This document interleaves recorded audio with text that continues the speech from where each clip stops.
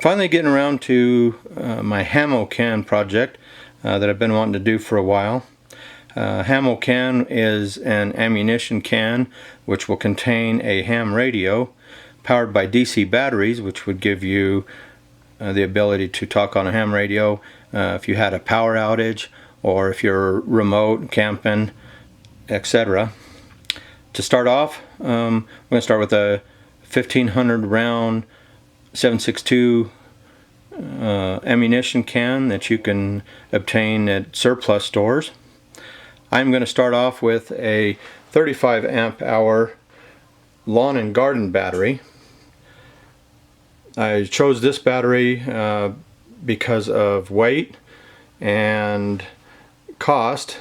I want to try a gel battery probably in the future, but before I spent $200 on a gel battery, I wanted to see if a 35 amp hour would have the duration that I want. Otherwise, I'll end up with a deep cycle marine battery. Then obviously you need a ham radio, so I am going to be using the TYT 9800 TH9800, which is a quad band receiver that also happens to have a cross band repeater function. This will come in handy operating remotely. I can use a 5-watt handheld transceiver and be able to hit this repeater and get some of the big nets that may be far away from where I'm camping, or typically I'm in a canyon when I'm camping, and I should be able to get out and reach them with that.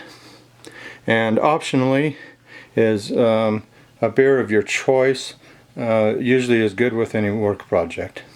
So I spent a little bit of time last night deciding where I wanted to mount the radio and size up all the equipment.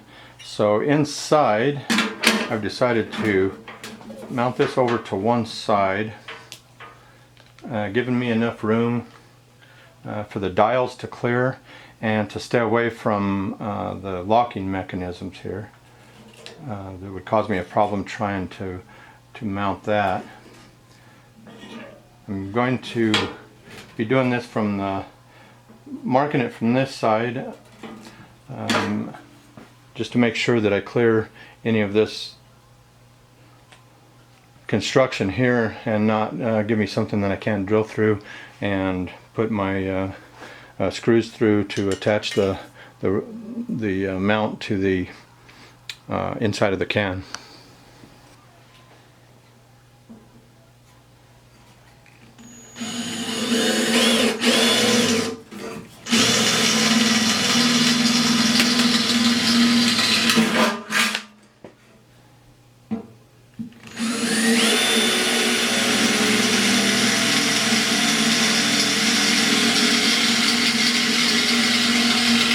To determine putting this radio bracket inside the ammo can, I had such a small amount of room on either side. I thought it would be extremely difficult trying to get the mounting screws into this bracket. So what I'm going to do is I'll end up mounting the bracket to the radio first, and then I'm going to install riv nuts into this, which are nuts that you pull like a rivet, and then from the other side I can screw some 832 screws in to hold the bracket without having to hold a nut or a wrench.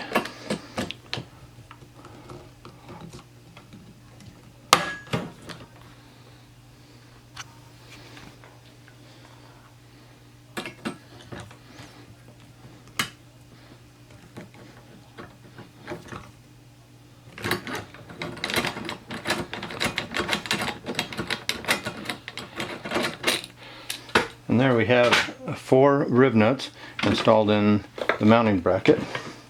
So then I can put the screws in from the outside of the can and not have to worry about any nuts. Now to test this out, we'll mount the radio. Again, we have the riv nuts that are riveted onto the bracket.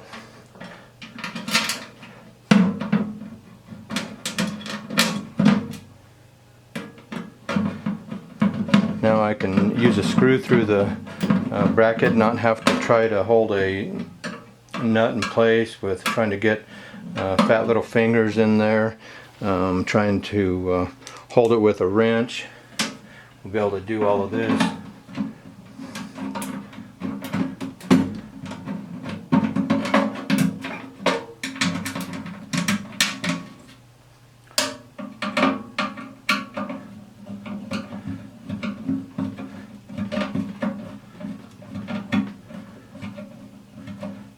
Just like that. The next thing I'm going to install is a antenna firewall connector.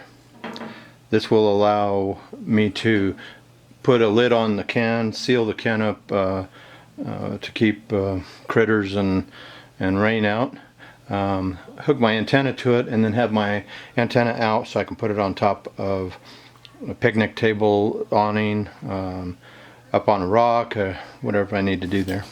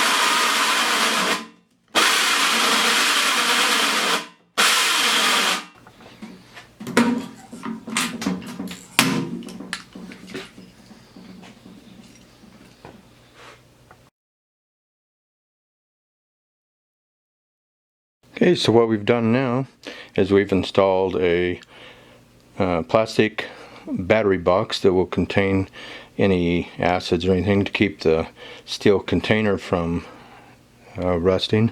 We've installed the antenna cable firewall connector, and we've installed a vent.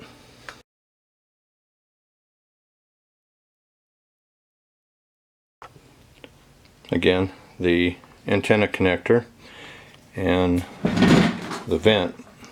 So as much as I wanted to have this be completely waterproof, with a 50-watt radio, this thing will generate a lot of heat if I actually start using it. So I need to have some ventilation for the radio and for the battery when the batteries are charging. So I put one vent in, and now we're going to put another vent on the opposite side so we'll get some cross ventilation through the whole Hammo Can. Okay, we've got the second vent in. Now we're going to install a set of switch and cigarette lighter plug and a voltmeter so I can monitor how much voltage is left in my battery, and should the need arise I could charge a cell phone or another device using these outlets.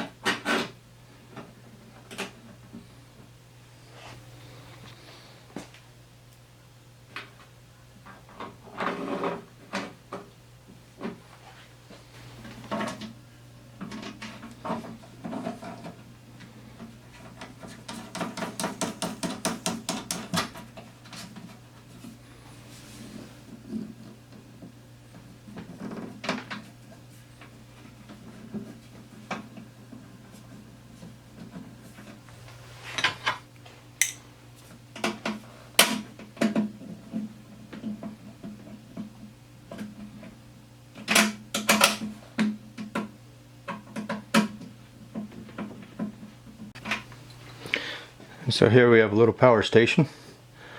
So we turn the switch on, gives us a voltmeter, gives us 2 USB charging ports, and gives us a cigarette lighter charging port.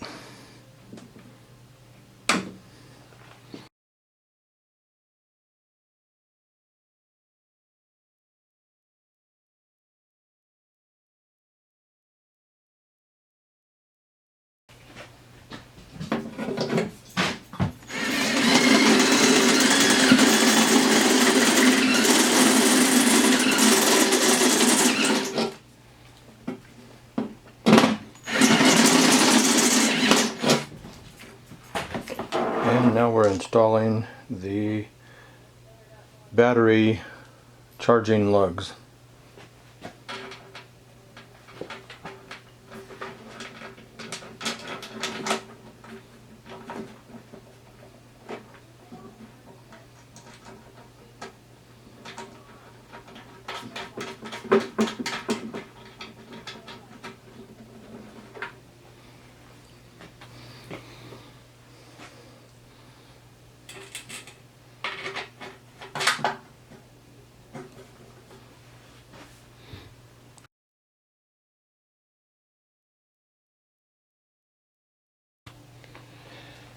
And for added electrical safety, with the since I have charging post on exposed to the outside, bounced around in the truck, is I'm also going to put a fuse box in line here with my charging post to protect that part of the circuit. So now we'll start putting this whole assembly together, starting off with the battery.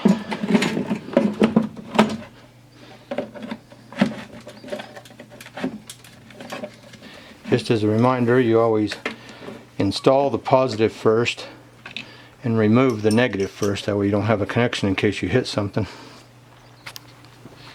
Now install the negative cable.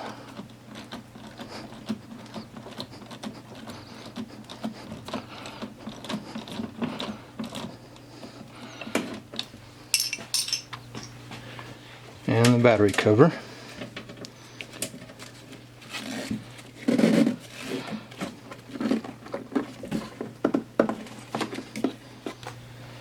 And now for the radio, we'll install the antenna pig connection.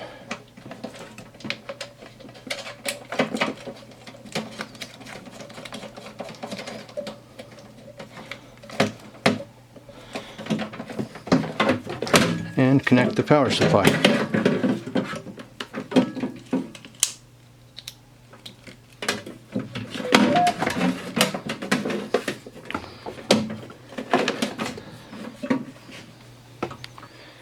And now we install the radio.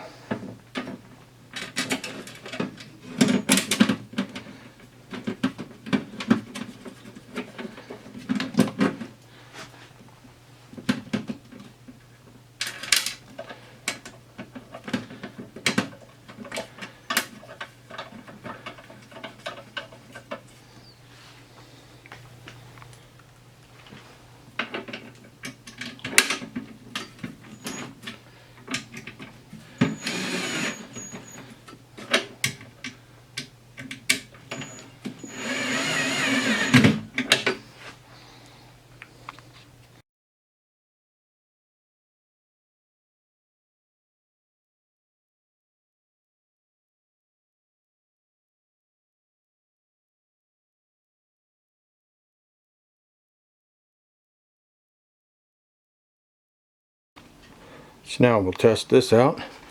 Got everything hooked up. Hit the power switch. Looks like it's coming up. Looks like we got 12.5 volts.